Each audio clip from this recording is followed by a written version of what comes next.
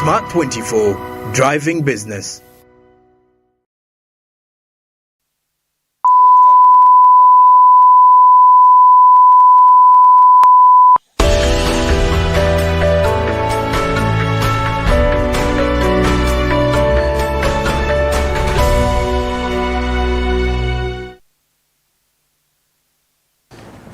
All right, we'll be back again, and we've got 6 minutes of 8 o'clock, and we are into our third part of our discussion this evening. And the discussion is entirely looking at Uganda's economy, but of course, also breaking down the budget priorities for the next financial year, which is just a week from now. We shall already be officially into July. 1st July kicks off on a Saturday, and that's when we shall be officially into the next financial year of the country. 52.7 trillion is the budget that we do have at stake for us as a nation. And of course, just like the permanent secretary to the Treasury said, there is money this time around, and it's supposed to be going directly. It will be flowing. So Ugandans should not be scared about it. Though he cautions, it is rightful for us to think about making sure that we don't evade the taxes. So that means we have to pay our rightful shares of taxes in order to make sure that Uganda's resource envelope is filled up with the money. And now, as we talk Uganda's national budget, let's turn our focus on the private sector. I do have the Chief Membership Officer from the Private Sector Foundation, Mr. Francis Chisirinya, who is at least ideally fit to give us a drive into our discussion this particular hour in regards to the private sector. When you look at the growth of our private sector, I think it is something you look back and ponder and say, well, we are performing so well. But then, which factors do you believe have led to the growth of this sector generally? Yeah, thank you very much, Jerome. Ladies and gentlemen, I think emphasizing the private sector is really an important thing. Yes. Even in the national conversation. It is the reason why we have a whole complete program in the National Development Plan, which is looking at private sector development. Why is it so important to do that? It is because whatever you do, whatever allocations you make, whatever policies that you do, the people who convert these into goods, into services, yes, who pay taxes, who employ people, who export, who do whatever you want are in the private sector. So this program, the private sector development, is a program for entrepreneurs, is a program for the business people, is a program for everybody who wakes up in the morning to do something that brings money to the country. So this is the reason why this program is there.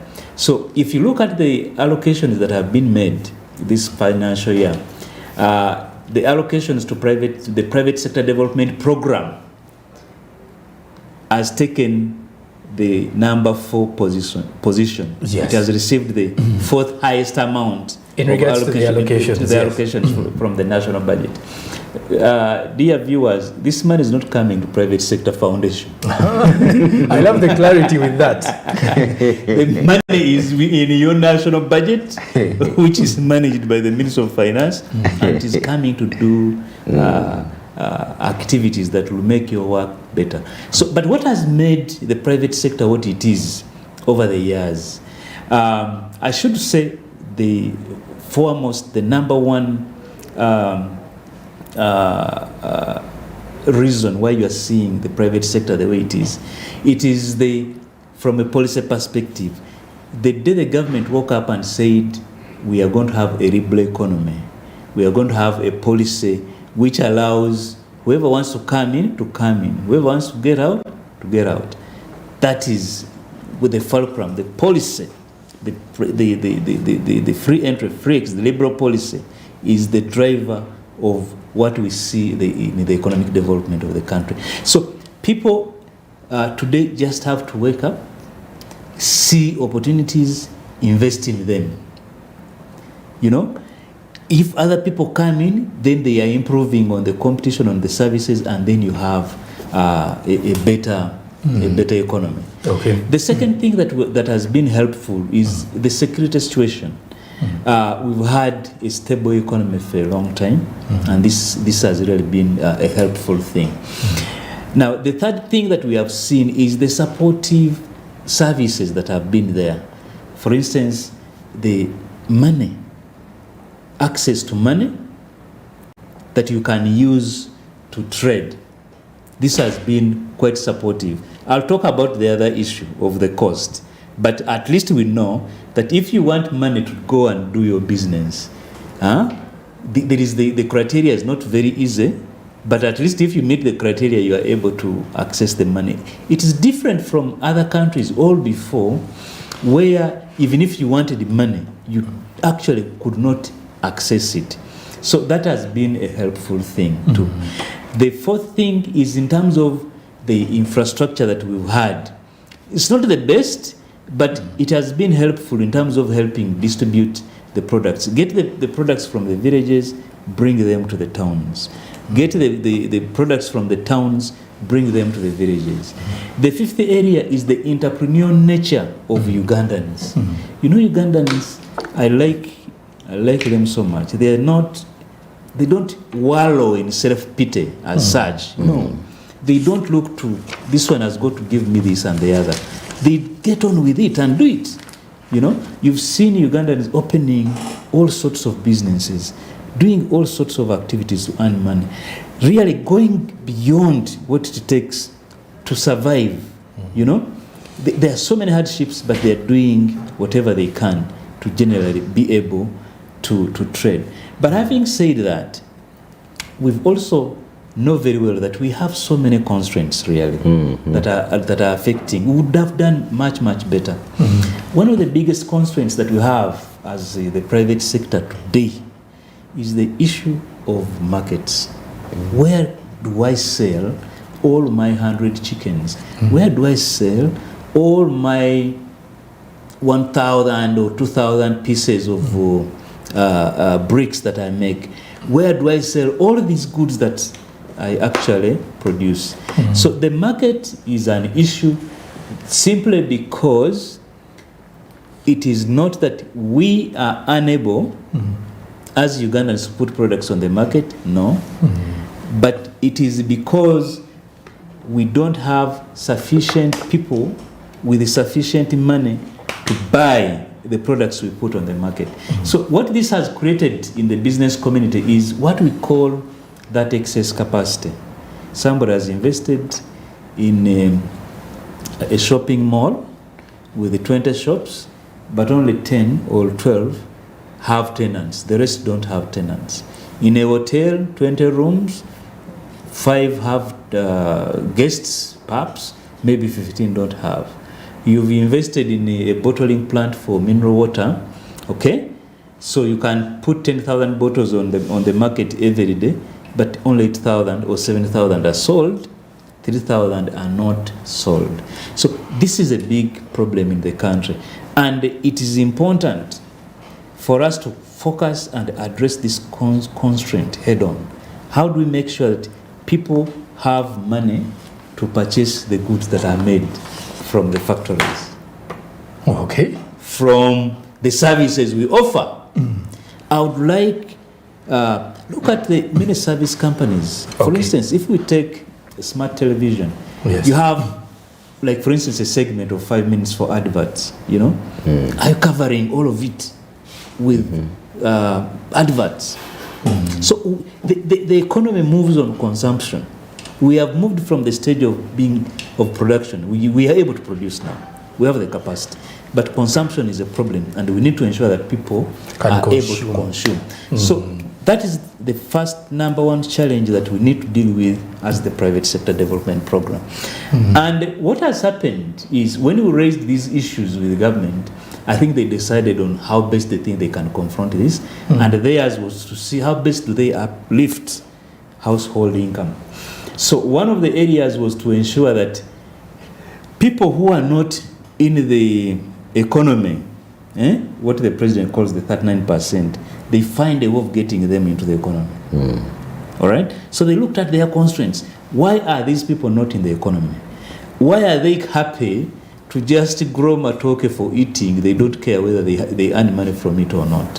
How do they live without even having money? So they identified all the issues, all the things that are surrounding that 39%, and they said, okay, these people, one, they find challenges getting capital, they have a skill problem, there is a mindset issue, all these things, and they packaged them into what they call the parish development model. Mm-hmm. And the model is meant to address and reach those people who are not in the money economy, ensure that they start producing for selling. Okay, they can eat, but they have to have surpluses that can be converted into money so that they start having money. Now, when they have money, I can tell you they are going to demand goods. They are going to now demand for sugar. We cannot sell all the sugar that is produced in the country today. Okay? So meaning that the sugar producers will sell that sugar that is not being sold. The milk, we cannot sell the milk that is produced today. So people will say, okay, I can also take milk. I'm told I was in a particular meeting some weeks back, and then somebody asked me, but by the way, is it true that Ugandans don't drink milk because of culture? I said there is no culture in Uganda. That stops people from taking milk. The culture maybe you're talking about is money. Maybe it's money. So we really don't have enough money. So people want the milk. Yeah. People want the sugar. People want the shop. People want to bathe, to wash their clothes. They want good clothes, but they cannot. Now, when they start getting that money, they will buy the goods. So when they buy, you start seeing that movement.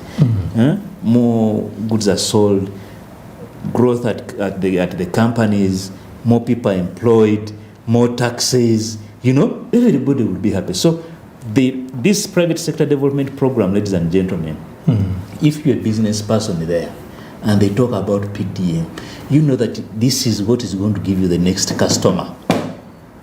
If you're a real estate developer, you are a Chagalani member, Kwagalana member, let me call it that. You know very well that PDM person, when they buy more, you are going to have your next tenant. If you are running a private clinic in a rural community, these are the people, when they get sick, instead of going for herbs, mululus and stuff like that, they are now going to come to your clinic. So as the private sector, we really must embrace the PDM and watch to make sure that in its implementation, no errors are made. The money must go to the people who have not been in this economy. Then we support them by providing the goods they want. If they are going to agriculture, they need good seeds. Make sure you sell them good seeds. They need drugs to spray their crops or animals. Let us provide those. Then in the end, when they have harvested, they will need their products to be bought. So somebody will buy it, put it together, and take it to the factories and take it to the markets.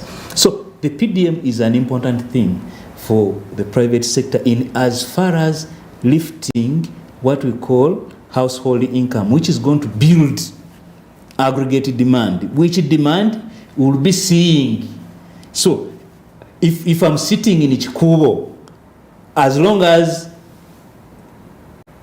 the PDM is working very well, I'll see the PDM money in my shop in Chikubo. I remember those days.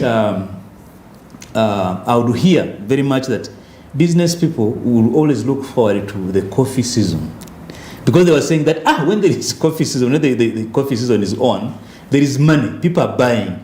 It is because they are selling their coffee and then purchasing the goods that are in the shops. So everybody now becomes happy, everybody gets money.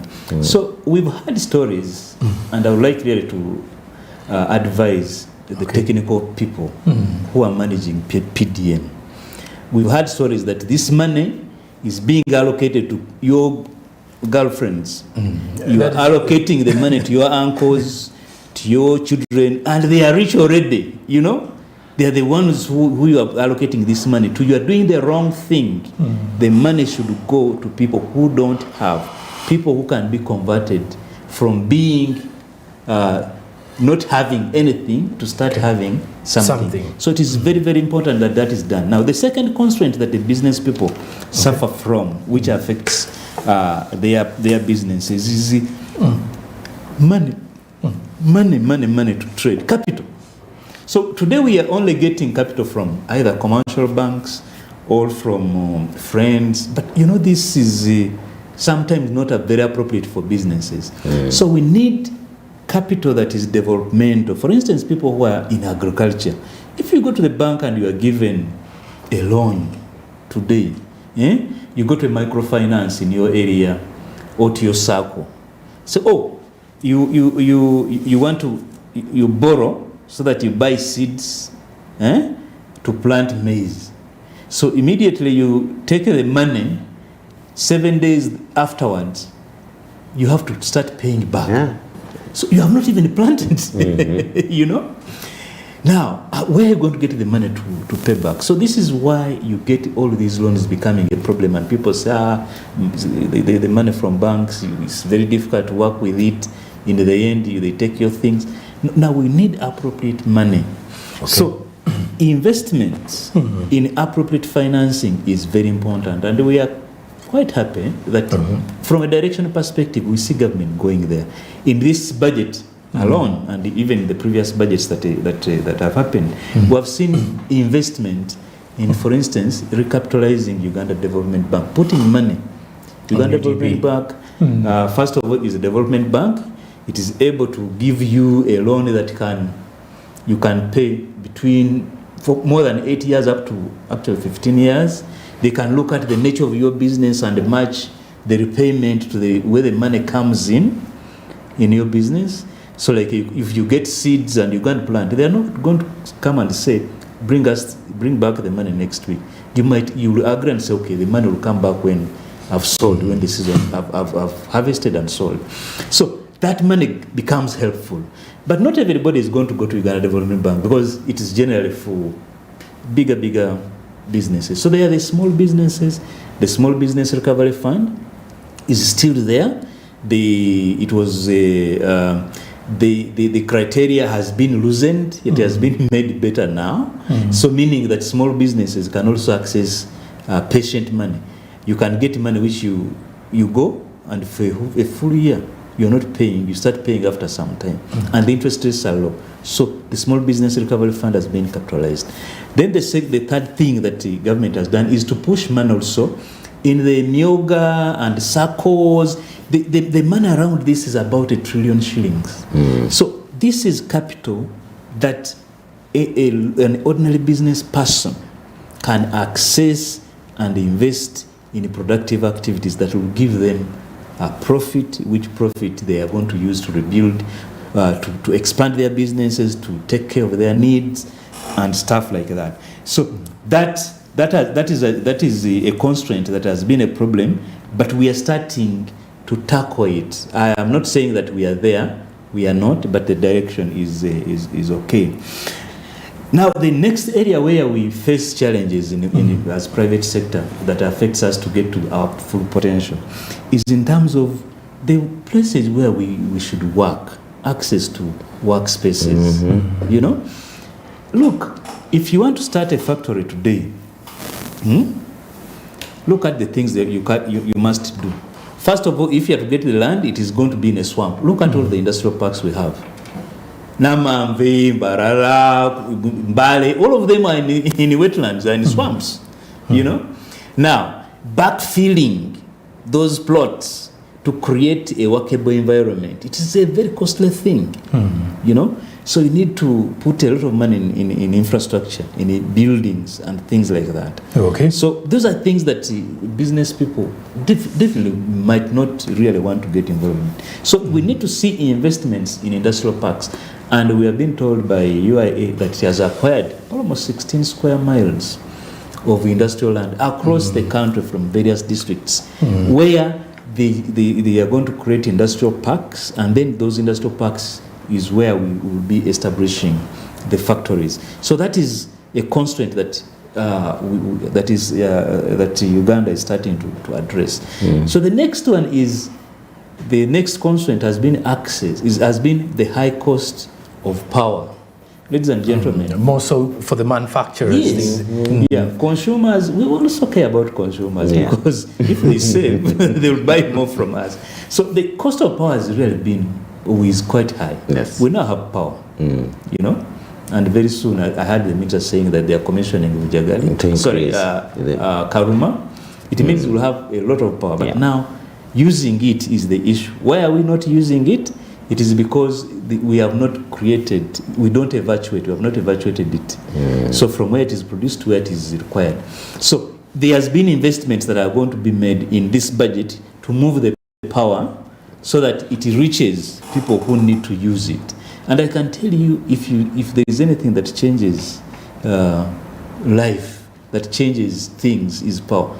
You go to places where there was no power. The moment power comes in an area, you'll have a maize meal, you'll have a disco, you'll have people selling refrigerated stuff. Night markets. You know, night markets or nightlife opens. You know, and this is an economy of its own. Yeah. So when we move the power, then that will be very helpful. But we also are hoping that we will be in a position to get the affordable power, especially for the manufacturers. It is so crucial for us to achieve. So these are some of the things that we have seen. Maybe I can add another one. In a minute? Yeah, in a minute. We've had an issue of having our agriculture being based on rain all the time. And because of climate change, things are changing. Yeah. Now, we are hoping that investments are going to be made in this budget where you can have agriculture based on irrigation, so that it is not only because of the weather changes on weather. Yes. So I think that will be very helpful, and we see these things in this budget that have taken a good. From a direction perspective, it's quite fine. Are they sufficient? That is debatable. But for us as business people, I think at some stage discuss what are the opportunities through all of this, so that you, the business person, can see how the budget gets into your pocket. Okay. Thank you. And of course, Dr. Clark December, as we head into the break, something to do with the Dali International Group having an annual pool of $200 billion US. A minute of us getting into understanding that in regards to, because Mr. Francis Chisirinya mentioned about the need for the private sector to have money, generating money directly. So thank you so much.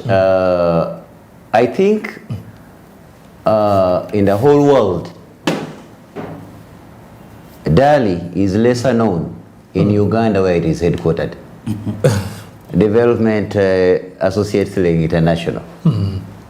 And it has vastly invested or injected capital, affordable and patient capital, in across 16 sectors.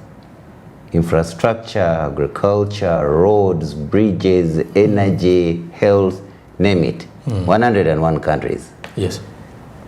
Now, these 101 countries is roughly at a minimum of $200 billion US annually. Now, this is an institution headquartered in Uganda. But ask us how many projects you have in Uganda. I will say that probably about 2. Okay. Does Uganda lack projects? No. Are we not intentional in investing in Uganda? We are very intentional. Okay. Does Uganda have the right channels towards accessing the investment that we provide, which means affordable and patient capital? These are the issues my colleague Franz has been talking about. Oh, okay. When we return after the break, though, we're going to dig deeper in understanding these projects and how the private sector isn't looking steadily into this particular pool. Because when you come to think of it, $200 billion is quite some good money for anyone out there. After the break, we are summing up with our conversations in the last 20 minutes, but of course also looking at the recommendations from the two gentlemen that I have on set this evening.